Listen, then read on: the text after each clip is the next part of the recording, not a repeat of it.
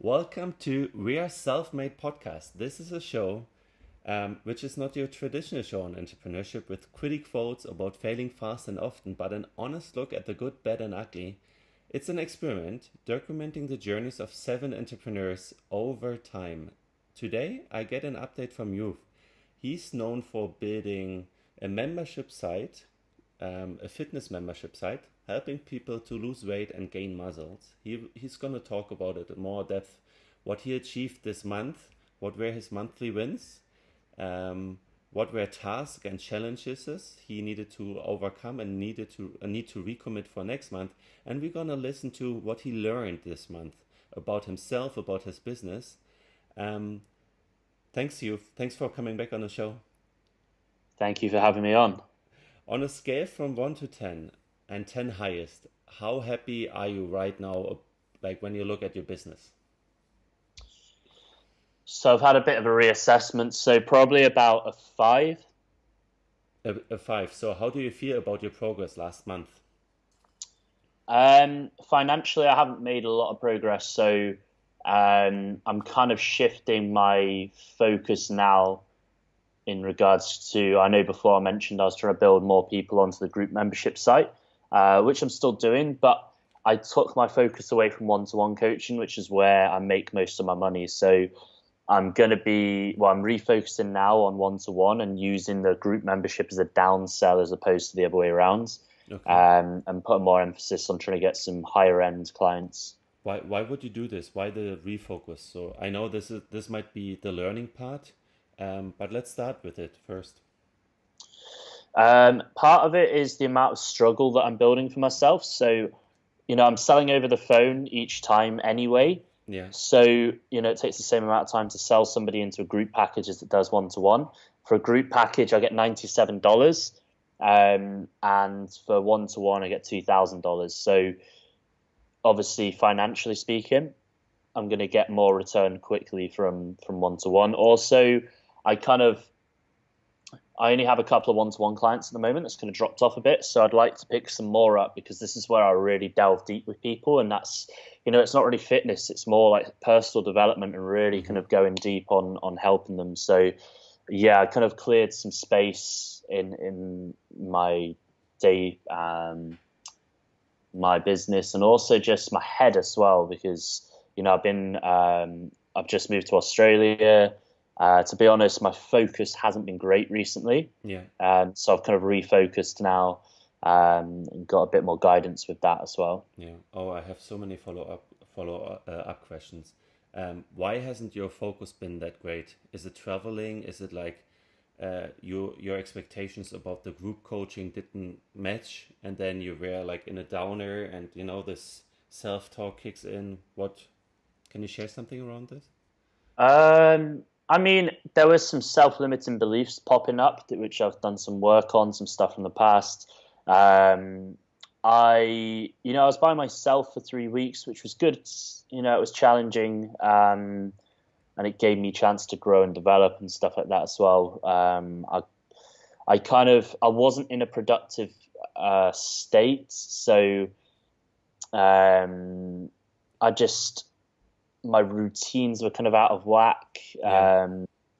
My organization wasn't great, and my clarity had kind of passed. So, some kind of former anxieties and things had popped up. So I kind of I've been working on that and stepping back into that kind of masculinity and that kind of mission-driven self, as opposed to I've kind of been chasing my tail a little bit recently. Yeah, and I think this is what a lot of young entrepreneurs and first-time entrepreneurs do.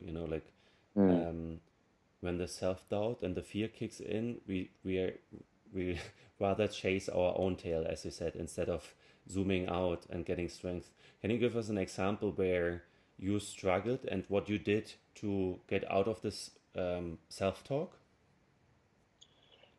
Yeah, so one of the things I had was, I guess, around a fear of selling, especially high ticket, was a fear of not being good enough.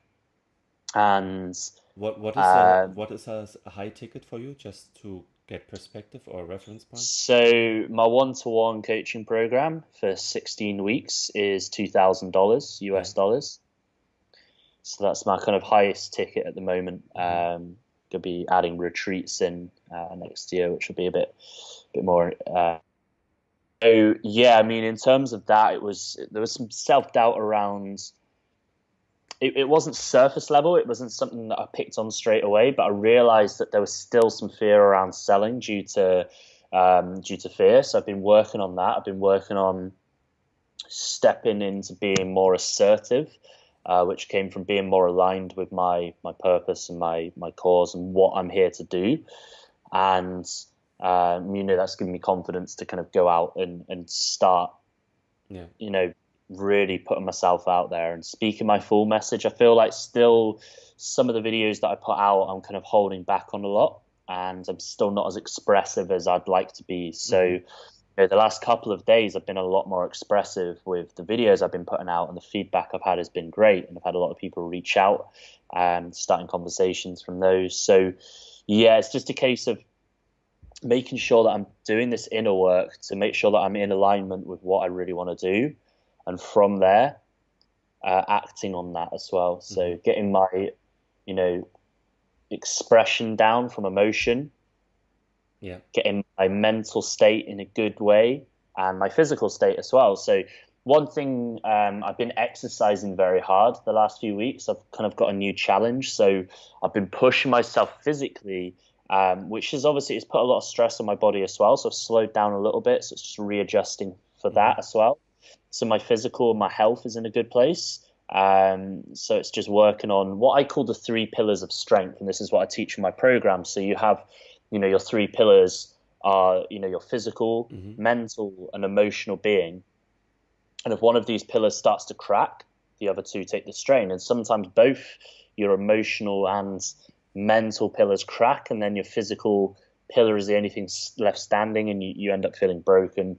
And end up feeling a little bit lost, where I've been there multiple times. So it's about keeping all 3 pillars strong and making sure you're expressive and using, meditating and journaling. These are things I do anyway to stay emotional. Challenging my self-limiting beliefs, challenging my fears to stay mentally strong, reading, feeding my mind, and writing as well. And then physically exercising, walking, and eating well and sleeping well as well. So, you're getting all these states in a good, you get yourself in a good state through these 3 pillars. Yeah.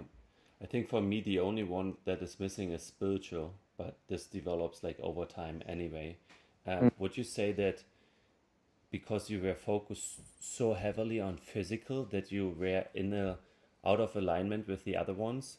And another question I have, regarding the deep inner work, I recently read a book, or started reading a book, The War of Art, Yes. and there Stephen Pressfield, great book. And he speaks about resistance a lot.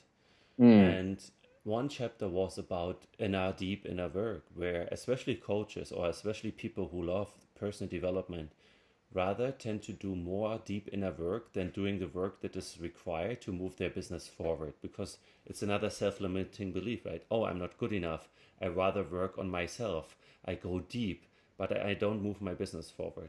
And he takes the case of a writer where he says, like, of course you need to do this work, but the writer knows he needs to sit down every day and write a certain amount of words, to move to move his craft forward. How do you see the struggle? Like, first physical, too much focus on physical, and the second question would be resistance. Isn't it just another form of resistance to do too much inner work?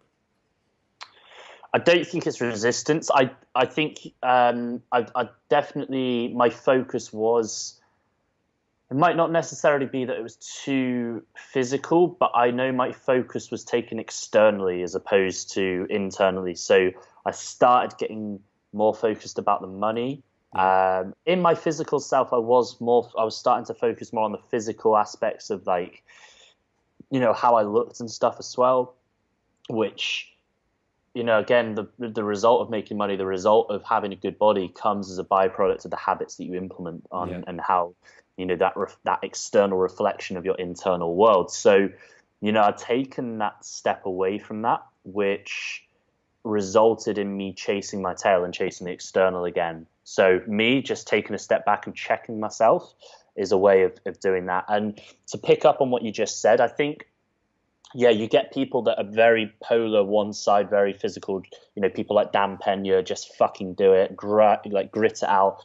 Gary Vaynerchuk, work 18 hours a day, hustle, hustle, hustle, just fucking, make it happen. Yeah. And be in that state of buy me where, you're just going to do everything and put yourself out there and, break yourself in the process of creating something. And then you have people that are very much on the other end of the spectrum, who are very, very spiritual, who will spend all day meditating, who'll kind of not really have much structure to their life and not get anything done.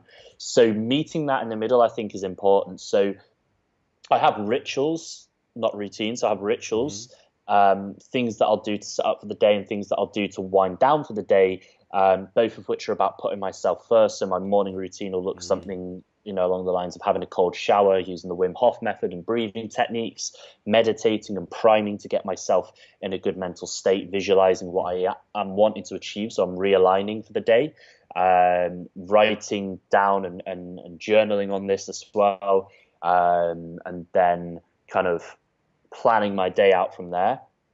I'll already have stuff booked into my diary, but I'll write it out anyway so I can have something to look at. Yeah. And then in the evening, it's kind of like a reverse process where I'm winding down, I'm meditating, I'm doing my breathing, and just coming down for the evening. So I do have those two kind of pillars at the start and end of my day, which are like the more emotional and mental side of switching on and switching off.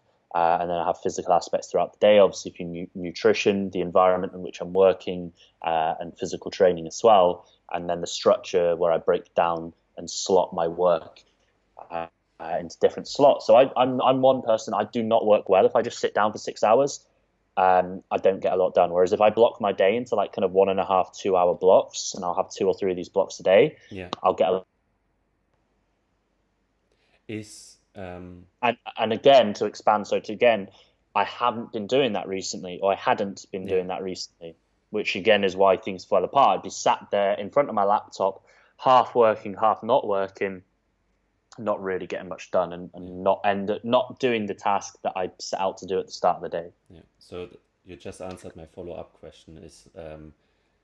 I assume by you not following your habits, your routines that you set up, you set yourself up for failure, because then you struggle, right? And you just answered it. Yeah. And I think it's really, what can you learn out of this? How can you align yourself even quicker? And in your case, it might be caused by traveling and other causes. How can we quicker align ourselves with our schedules, with our routines that we know they work, but especially when you travel or whatever, you get out of balance. How do you think you can get better at it and getting better in balance? So one thing was I tried to fight it. The first few days I was kind of, I as soon as I got here, I was working, even though I had a full day of traveling. I didn't sleep for a night, and then the next night I only had a couple of hours sleep. So I was playing catch up, but instead of letting my body catch up, I didn't do that. So I just tried to go straight back into work and try to nail it down. And then I was in this state where I was kind of feeling run down. I was feeling stressed. I was feeling anxious. I had brain fog. And then I'd be questioning it as well. Like, why am I feeling like this? I should be driven. I should be doing more. And again, this is like external stuff kind of affecting me, and being in a reactive state instead of a proactive state, and also arguing with reality. I wasn't being present. I wasn't accepting the fact that, you know what? You're a human being. You get tired from time to time. Take a day off. Take a couple of days off. Relax. Instead of just trying to keep throwing yourself at one thing, then the next, and then the next. So yeah, for me, it was about accepting the fact that I was tired and I needed a bit of space, instead of forcing myself to do work and just hammering coffee, which I'm subject to quite a few times. Yeah, me too. Do you now value the concept of Saturday, Sunday off more? That like I need to get my shit together from Monday to Friday, and then I can refocus on Monday after taking the weekend off? Or how does your normal schedule look like? So that's the thing at the moment. I don't tend to take days off really. I'll have stuff that I plan and do, but I haven't really, since coming here, I haven't really done much. So, if I'm in my flat and I'm just kind of chilling out, watching TV or maybe watching something online, I kind of just have that pull to do work. Yeah. So what I'm doing, tomorrow I'm going to go into this festival. It's like a Mind and Spirit festival. And then Monday and Tuesday, I'm going on a road trip where I won't have internet for 2 days. I'll be working Sunday. So I'll have Saturday off. I'll have Monday and Tuesday off. So, that'll be good to get away and do something. Yeah. I'm kind of in between places at the moment. So I'm moving again in a couple of weeks, which will, clear up some headspace when I've moved. But again, it's just making the most out of where I am now instead of waiting 2 weeks. Do you think you should schedule more off time? Like instead of being in this half off, half on state, like, oh, I'm not taking days off, I am driven, Yeah. I want to go further. Do you think it makes sense to take Sundays off as a rule and then even schedule off time throughout the week? Yeah, 100%. So again, this comes back to a feeling looking externally. I felt like I didn't deserve to have time off because I wasn't making as much money as I'd like to have made. So there was some self-limiting beliefs around that. Did some work on that and realized, well, you know what? I'm in a better state when I've had time off and I've refreshed and relaxed. I'm going to serve my clients better. I'm going to serve my audience better. The content that I'm going to create is going to be better. I'm just going to be in a better headspace, going to be healthier. So, I'm making sure to do that now. Yeah. I think there you said something really remarkable, and that it spoke to me, maybe to some listeners too, not deserve to take time off. I think this is a big thing, and I struggle from it. When I work well, I'm in a great headspace. I come home and like, wow, I had an amazing day, But some days, like, especially when I take time off and I feel like I have a lot of my plate, it's so hard to feel like, hey, I deserve this. I deserve to take time off. And it's a constant struggle. I don't know how to handle it. I think it's the nature of entrepreneurship, and I think that a lot of entrepreneurs go through this. And again, you have these idols that a lot of entrepreneurs idolize and look up to, who fucking hustle, just work. You're young, you should be working, you should be grinding yourself into the ground, you should be in the dirt doing the work. But maybe that works for like 1%. Again, I think that's the exception. I don't think that's the rule. Yeah. I don't think that many people. I know very, very few people within my network of quite a lot of entrepreneurs. I think I know 1 or 2 people who live by that mentality. Yeah. I don't know anyone who can sustain that because it's not healthy, and to be honest, it's not the life I want to live. True. It's me too.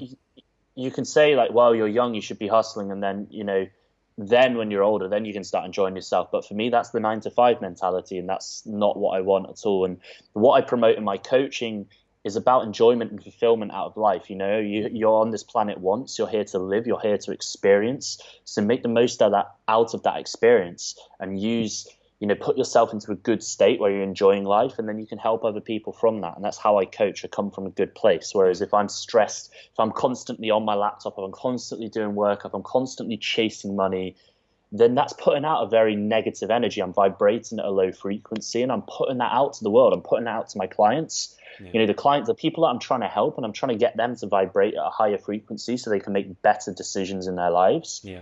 How are they going to do that if I'm vibrating at a low frequency and I'm the one they're looking up to? They can't. So that's true. For me, it's about making sure that I'm at a high frequency, that I'm enjoying myself, that I'm having a good time, that I'm not putting too much stress on myself. Some degree of stress is important. We adapt from stress. It's the human response to stress. But at the same time, too much stress is what makes us ill. It's what makes us anxious. It's what makes us depressed and repress our emotions as well. So yeah, I think it's about finding that balance. Yeah. And I mean, that's all about it, right? I mean, it's so hard to just push. No, it's so easy to just push, but finding the balance is the hard part, right? And if you look at the accomplished leaders, even Chris Drucker, like he has from Upreneur, amazing podcast, membership site, and he built an outsourcing business in the Philippines, and he openly speaks about burnout. And there are many people in Silicon Valley or investors in the US who now start to speak about burnout too, because all what they did in their life was hustling, hustling, hustling, like not taking time off or just taking too little time off. And I think what you said, they are not deserve to take time off, and it's just, there's 1 to 2% in my experience too, and the other people try to emulate those people, but they suffer big time. But if they could go back to their core and realize, hey, this is one path to success, but there are other paths too, and what do I want in life, and what am I willing to sacrifice for, what am I willing to give up for this path that I'm choosing, that I'm following. I think that's that's a healthy approach, as you said it too. And what I realized now that I'm looking into coaching more and more, I can relate to your words. Like, like if you're not in a good mental headspace, you can't help your clients. And what I'm realizing too is, like, I have the sales freelancing job right now, where I used to be really, really, really driven by money, but it's like almost like bad karma, almost like too pushy. It's almost too self-obsessed with myself, with my success, not looking at my client. How can I help them? How does this technology I'm trying to sell them help them? And how can I convince him? This is a lot of strategic work required there to really realize what's my angle there. How am I approaching my clients? And I think a lot of people forget this. So thanks for this lesson. Yeah, and I've just found a quote that I read yesterday, which I think is really good, like a Stoic philosophy on this, and on the rest and work principles. So, this could have rang true with me. It's from Seneca. And let all your efforts be directed to something. Let it end in view. It's not activity that disturbs people, but false conceptions of things that drive them mad. And what I took from this was that if you're half in something, half out of something, there's going to be friction there. And that's where stress is caused. The definition of stress on a scientific level from a physics perspective is that it's caused by friction. So we're causing this friction because we're half in something, half out something. Whereas if you can commit yourself fully to working, maybe you commit yourself fully to your morning routine. You commit yourself fully to eating your food instead of watching TV while eating your food. You commit yourself fully to relaxing and taking time off and not being on your phone, scrolling through Facebook, checking your emails, checking your messages, getting back to people because you feel you have to, because you're not going to be serving them fully because you're not fully in it, and you're not serving yourself, which is the most important thing, especially as a coach. But I think as any human being, we live in a very stimulating world, and it is very hard for us to not be focused on multitask. There's no such thing as multitasking. That's bullshit. It's just you can only do one task fully at a time. You might be able to do multiple tasks at the same time, but that's not doing things effectively. You'll probably do a lot more if you just focus one thing at a time. And that's how I've been coached from business mentors, and that is how I do my work when I'm in a good state. I still have days, and this is the thing. I haven't been doing that very effectively recently. I've been jumping all over the place. I've not really had a plan of action. There was another quote, I think, from Seneca, or maybe it's Aristotle, who talks about having when you're focused around achieving something, you have to know your goal. Otherwise, you're not working towards anything. If you don't know what you're working towards, you're not working towards anything. So, it's about certainty. It was actually Epictetus. So, it talks about having to make sure that you know what your goal is that you're working towards. So even breaking it down each and every single day.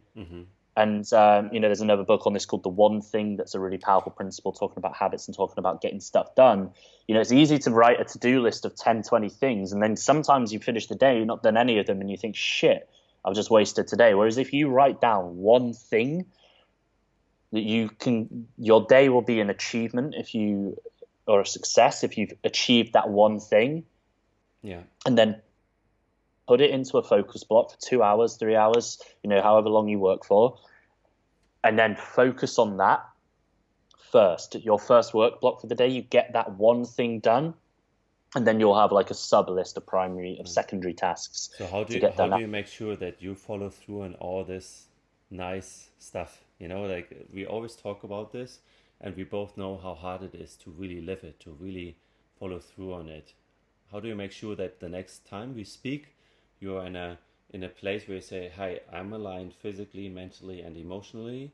I set goals every day. I work toward a goal a month, and what is it, and how do you make sure?" So I have been doing it the last couple of days, and I say I've been readjusting and things like that. So for me, it's journaling. I think journaling is one of the most powerful things you can do, because you ask yourself questions and you can see where you are at, not just on a surface level, but you can go deep as well with that. You can see where you are in an emotional state. Am I expressing myself? Am I repressing emotion? My mental state. Am I living in a state of fear? What's the story that's going through my head? Do I need to reprogram that? Do I need to, use affirmations to reaffirm a more positive, more productive story, and then taking action and actually doing the shit that you've planned out. So, as I say, I have been doing that now. I'm back on track. The other thing is the shiny object syndrome, which a lot of entrepreneurs fall into, and they get so many ideas. I'm convinced I've got ADHD because my attention span is terrible. So this system works really well for me, and it's just about identifying the most important task that you can do that is going to that's going to have the biggest effect on your business. And I know Tim Ferriss talks about this a lot, the 80-20 principle, where what is the task that is like the 20% work ethic that's going to get 80% of the work done, because most people have it the other way around and they spend 80% of their time getting 20% work done. So getting that, realizing what that is going to be really powerful, and just thinking, right, what is the biggest thing? And that was a realization for me as well with coaching and things like that. The 80-20 principle, I had it the wrong way around. I had all my focus on this group coaching, which was making me little money. I'm still doing it.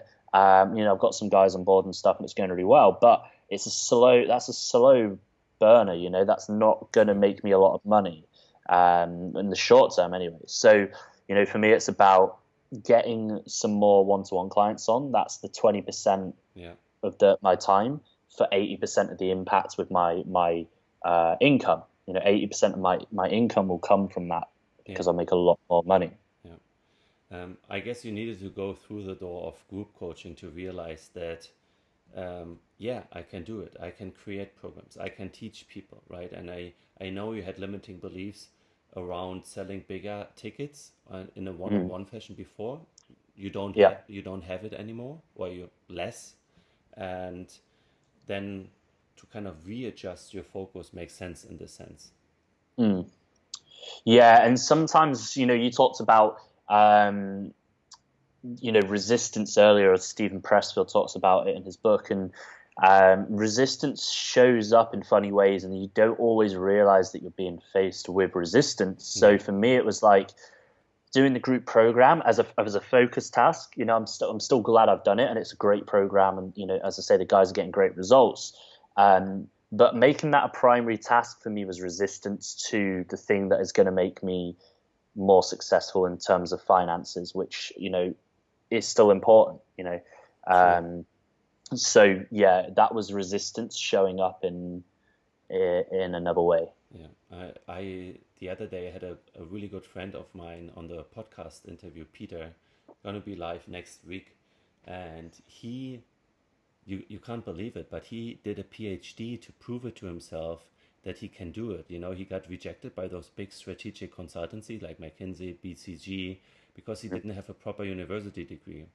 And then he said, like, fuck this, like, I proved them wrong, so he ended up, I'm exaggerating here a little bit, but his story was like he spent 8 years on doing a PhD just to prove others that he can do it. And out of this came a decision to start a company within this field. And it wasn't really his decisions to start as a PhD in this field in the first place. So that almost feels like in life we are always like, people push us forward. Hey, why don't you look at this? Why don't you do this? Oh, this looks nice, shiny object. Like, oh, I'm gonna do this. And then in his case, it was this PhD where his doctor supervisor or PhD supervisors told him like, "Hey, I'm an expert in data mining. I want you to work in data mining." And he was like, "Oh yeah, okay."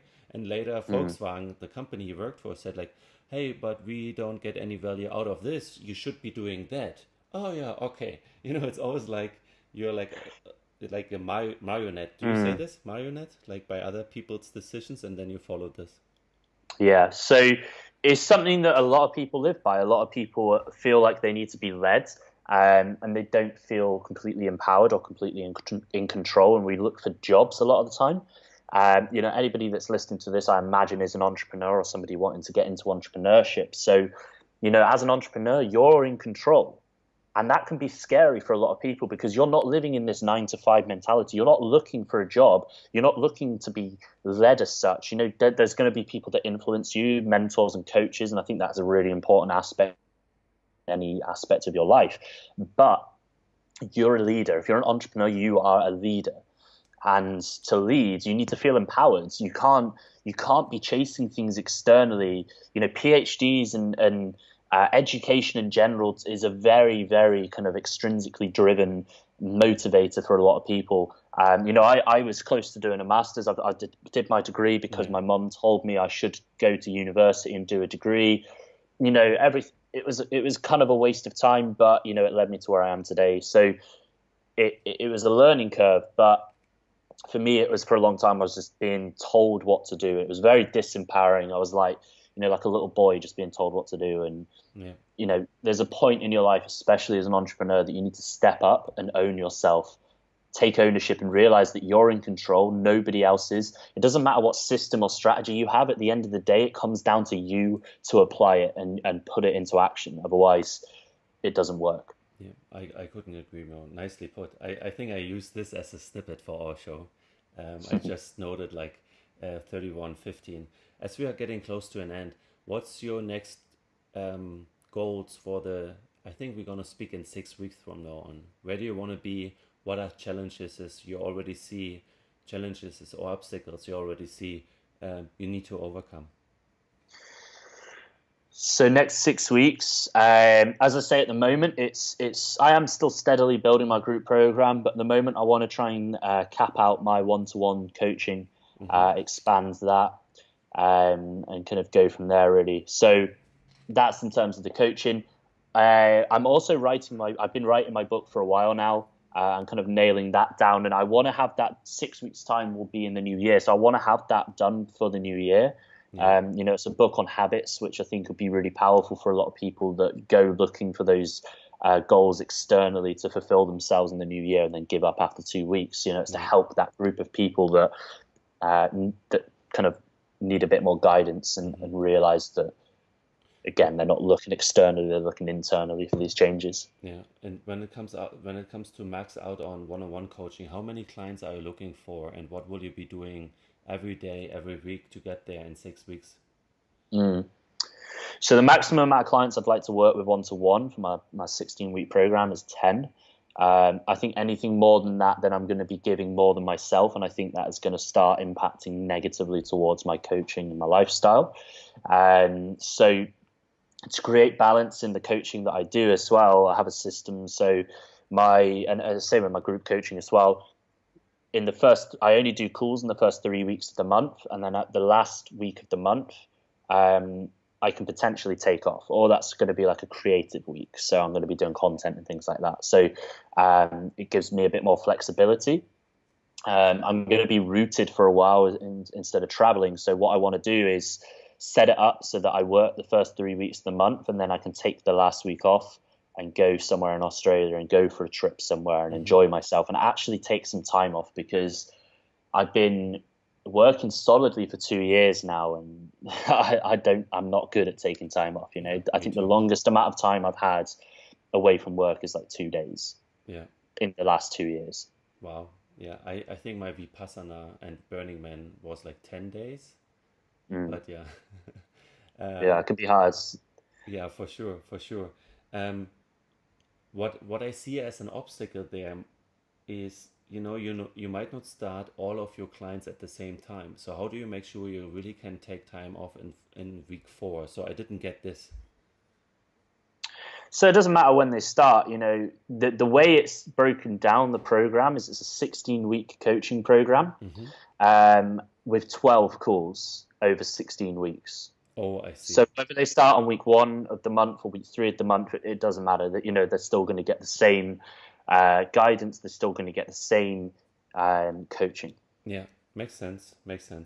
Cool. Would you mind sharing this with me, that I can have like a look? Maybe I want to create a similar program for myself. I think I that's what I realized yesterday. I didn't have a program right now where I can say, hey, that's what you get. That's the price tag. That's the transformation you go through. That's my next step as a coach, where I need to design those packages. Yeah, definitely. Cool. Thank you. Is there anything else you want to add at the end before we end this call? Not so much. I mean, for me, it's just working on my true message, spreading that true message and speaking that true message, so I attract the people that I want to work with, and not people that are, I'm not a fitness professional. I don't really class myself as a fitness professional anymore. I do a lot more than that. And what I do isn't just this surface level stuff anymore. I go deep with people, and that's what I want to attract. I don't want to just attract these guys that are just like, I just want to build muscle. I mean, a lot of the time people come to me with that anyway, and then you speak to them and you realize, because it's never about that. It's never about that. When there's something external that somebody's trying to fix about themselves, it's because they don't feel good enough. It's because there's some self-limiting belief. It's because they don't have confidence, or they're low in self-esteem. There's something internally that is affecting their external world. So to make effective changes, it's about going internally and changing that first, and then it has a knock-on effect. As I say, the 3 pillars of strength, making sure your emotions are intact, your mental health is intact, and then your physical health is intact. Not just focusing on the physical, what you can see, because that's what most people do. And it's the same in myself. I'm guilty to that as well, because I haven't been paying my emotions, as much respect as it deserves. So, making sure that I spend the time expressing my emotions, making sure that I put myself in a good mental state and I'm not putting too much stress on myself, taking time off. And when I'm off, actually going, full in instead of 80%, and then still checking my phone for messages and still, Yeah, for me, it's like what I want to leave this conversation with is like the message to the listeners, to myself actually, and to you as well. Even though we talk about it, it doesn't mean, as you just agreed, that we follow through with this kind of stuff we are talking about. So it takes time to develop those habits. And as you know, like it takes like 66 days at least to develop habits. And we just spoke about, I don't know, having 90-minute blocks, having the focus of a day. When you take time off, really do it. You deserve to take time off, because it's the nature of entrepreneurship. Don't be half in, half out, because this creates frictions. This is where unhappiness comes from, right? Financially, as you said, you didn't make much progress. So then you are chasing the money, you're chasing your own tail. So this is all stuff we talked about, and we do this in 30 minutes, but for us, it's almost like reaffirming, or at least it's for me, reaffirming that how I want to work, how I want to live my life, how I want to design my life. As you said, we are in control, and we can design the life we want. So please, listeners, please, Danny, please, you don't think you nailed it. It's a hard and tough journey, right? And by us talking about it and making sure we want to follow it, and then we take snippets, and let's just take one snippet or like this tactic and then apply it. If it works, it doesn't, and then move on, right? That's my message here. It's like, of course, we haven't nailed everything just because we are talking about it. And the same holds true for Tim Ferriss and other people. Just because they talk about this shit doesn't mean they are successfully implementing it. But by the nature of their success, we can assume that they do, because this makes them successful. So that's my end of that's my message. Do you have anything to add? I think on top of that is defining what success is, because I think a lot of people, again, are very externally driven with the term of success.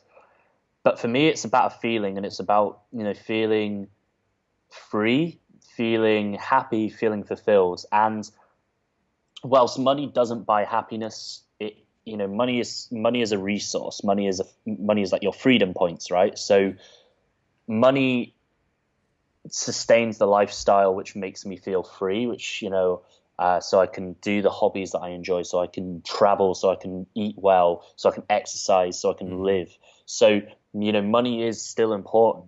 So I think getting into that state and realizing that your emotion comes first, once you're in a good emotional state and you're expressive, then you can focus on your mental state, clearing out that negativity, that those self-limiting beliefs, those fears, journaling on this, writing on this, and realizing what is holding you back, and identifying and having that level of awareness. There's three levels of awareness that I talk about in my coaching, and it's, first of all, it's bringing something from be it an unconscious awareness to a conscious awareness, and then from that conscious awareness comes conscious ownership and actually taking action. So a lot of the time people are unconscious and they don't even realize the issues that they have. Then you get this level of awareness where you're in the middle and you start panicking because you're like, shit, I've got all these problems, shit, what do I do? And then you own it. You take action and you own it. I think that's what I'd like to finish with. Yeah, that's a powerful lesson. Thanks for sharing it. We're going to be in touch throughout the time anyway.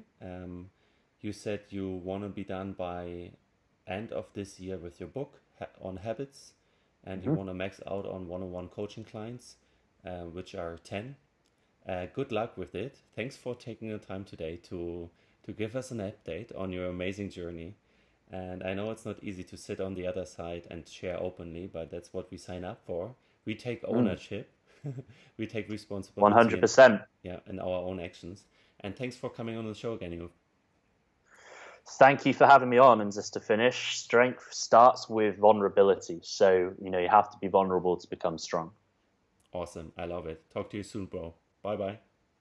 Take care. StartupGeist Podcast. Entrepreneurs are not born. We are self-made. Please leave an honest rating on iTunes or leave a comment on startupgeist.com/podcast. Thank you for listening.